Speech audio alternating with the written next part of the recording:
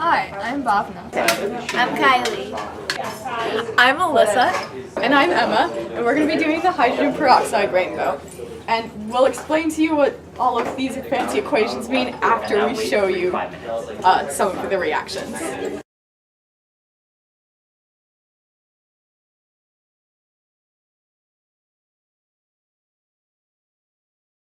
Alright, is everyone ready to start part A? Oh, yeah. Properly. Okay. So you see the yellow that's showing up? Okay, yeah, that'd be good for like one of them. Since we have like a couple, we could also just have the words on the screen.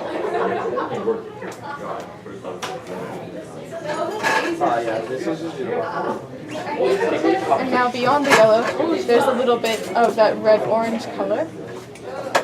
It's starting to show up, and we'll just put in a bit more.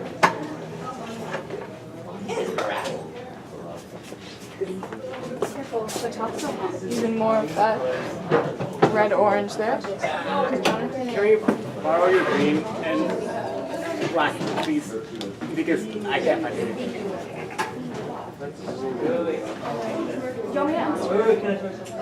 Oh wait, are you kidding? And here we go. So now the solution is entirely red-orange, which is really cool. It worked, guys. Yes. That's actually a really pretty color, especially yeah. Okay. So now that you have seen this reaction, I think it's time to explain what happened a little bit, and then we can go on into part B, and there'll be even more color changes. So the reaction that you guys saw occur is being written out right now by Kylie. Okay, let's empty some water out. I think it needs to be more empty. Hydrogen peroxide combines with hydrogen ions, which are automatically in the water, and iodide ions, which dissociated from the potassium iodide to yield water, just normal liquid water, and this diatomic iodine. Now, the iodide ions are colorless, which is why the initial solution was clear, but the diatomic iodine is yellow, which is why it turned yellow when we added the hydrogen peroxide. The second reaction that occurs is the stray iodide ions combined with the diatomic iodine to form this triiodide ion. Not exactly sure how you say that, but this triiodide ion thing is red-orange, which is why when we added even more hydrogen peroxide, it turned to this sort of red-orange color. Now, the hydrogen peroxide molecule looks kind of like this. It involves the two oxygens are one anion, a polyatomic anion, with a 2- charge, which ends up attracting two positive hydrogen ions. You can erase that. And just to give you kind of a sense of what's happening here on an atomic level, we're going to try and draw you some little structures to show you what's happening with the electrons. So this is a redox reaction. Wait, should we try it with The hydrogen peroxide is the oxidizing agent, which means it is being reduced and is in turn oxidizing the iodide ions. So, start with our reactants. We have hydrogen peroxide, just a little Lewis dot structure. And then we have these hydrogen ions and let's just do that. So that way when we the iodide ions. Yeah, sure. Now, as the reaction takes place, this isn't exactly what happens, but it's a good way of illustrating it. So, you can imagine that the hydrogen peroxide breaks up, splitting up the two oxygens, which each end up having 7 electrons.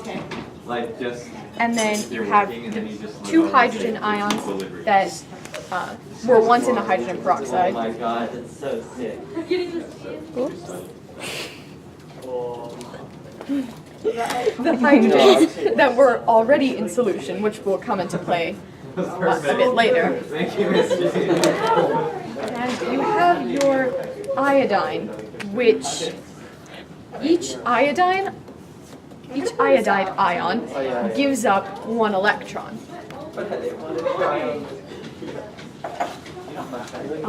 Donating it to the oxygen.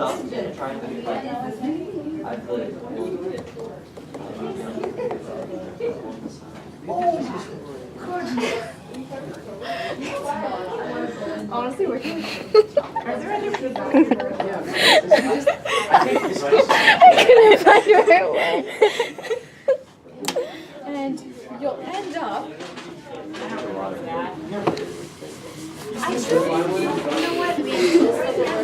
And after all of this goes down,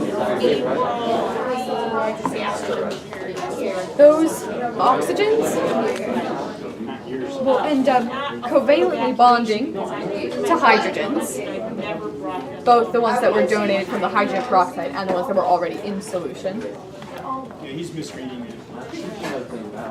And there's no experience of it. Form liquid water. And the two iodines, which each have 7 valence electrons, very unstable state, will combine to form diatomic iodide.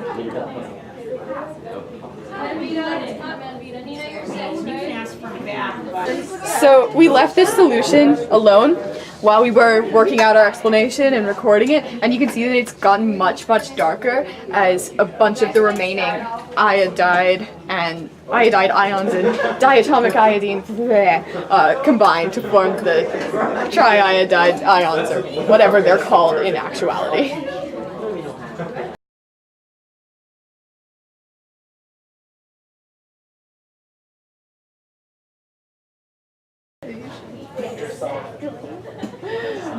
Oh, you got it. Yeah, you got it. I got lucky. I just said in my last card. I messaged her and she's like, okay, I'll message you back.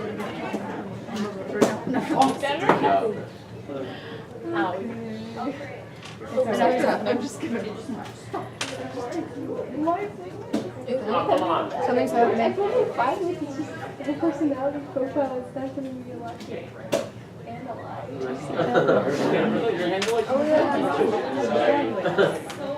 There's a bit of effervescence, so gas is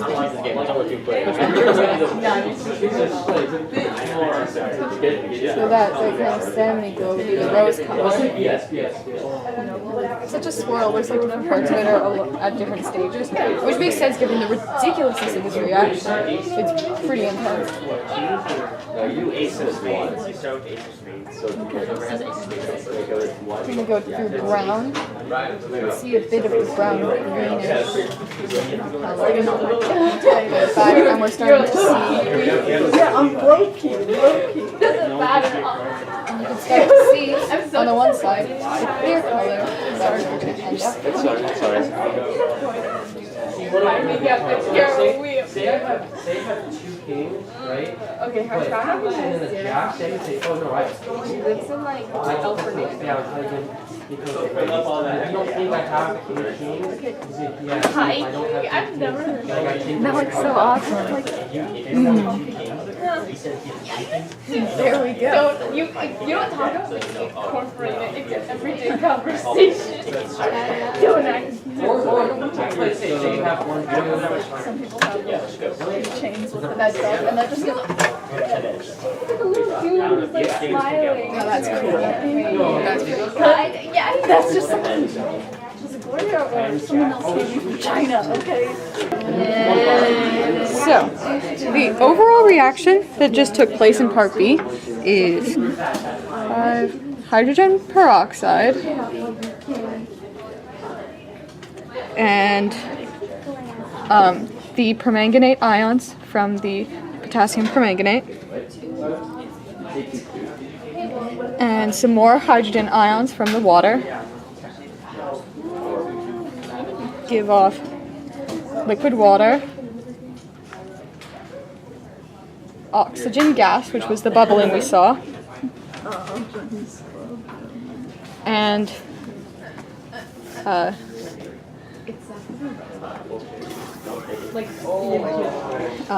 manganate. Actually,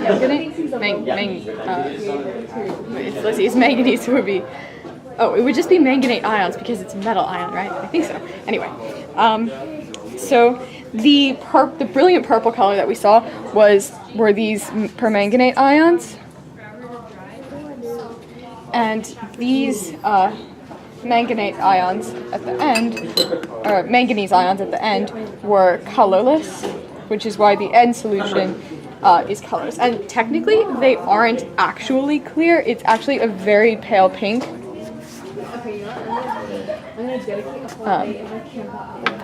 But it's so pale and it's so dilute that it just appears to be completely colorless.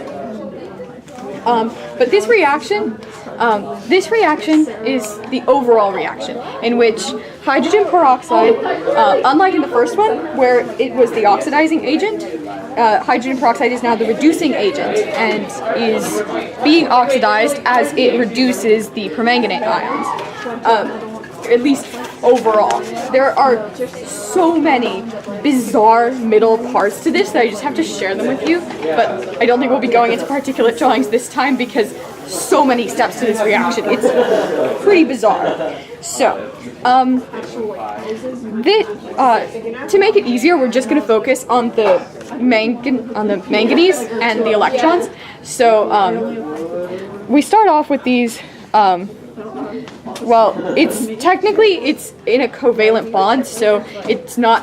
This isn't a true charge. It's the just the oxidation number. It's the oxidation number, which is why it's in parentheses. If it's an actual ion like this, then it wouldn't be in parentheses. That's how we're going to notate it. So it starts off with these purple manganese 7+, and then this will gain 4 electrons. It's being reduced with 4 electrons to give off some manganese 3+ oxidation state, and this is a rose color, and this will actually show up in the compound this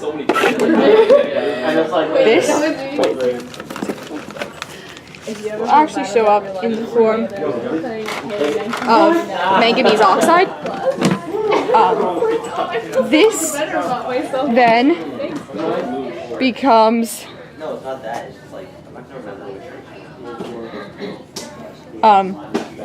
manganese 4+. That's not how you draw brackets. What am I saying? And 1 electron, and this is brown. And then these manganese 4+ things become manganese 6+ and electrons. And this is green.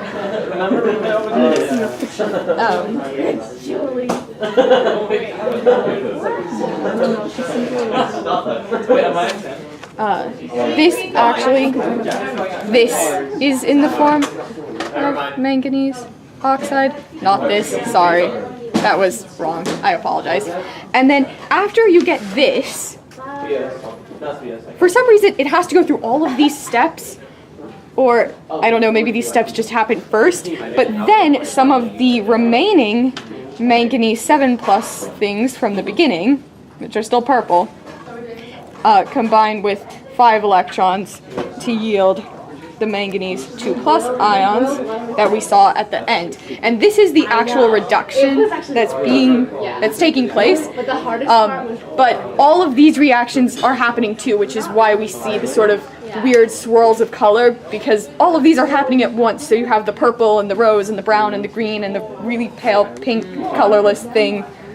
Pink/clear, you know. So yeah, some of the bizarro side steps to this reaction. Why it goes from 7+, 3+, 4+, 6+, only to then have the 7+ go to 2+. It's pretty bizarre. And just to show you, we've left our solution sitting for a while while we've been doing this, so you can come and see. Here's part A, here's part B. They've settled down now. Nothing else is really happening to them. And yeah, have a nice day. Do some chemistry. Who knows? Might learn something. Boiling water with ice. Okay, that kind of worked. That went pretty well. And we finished before lunch. Good job, guys.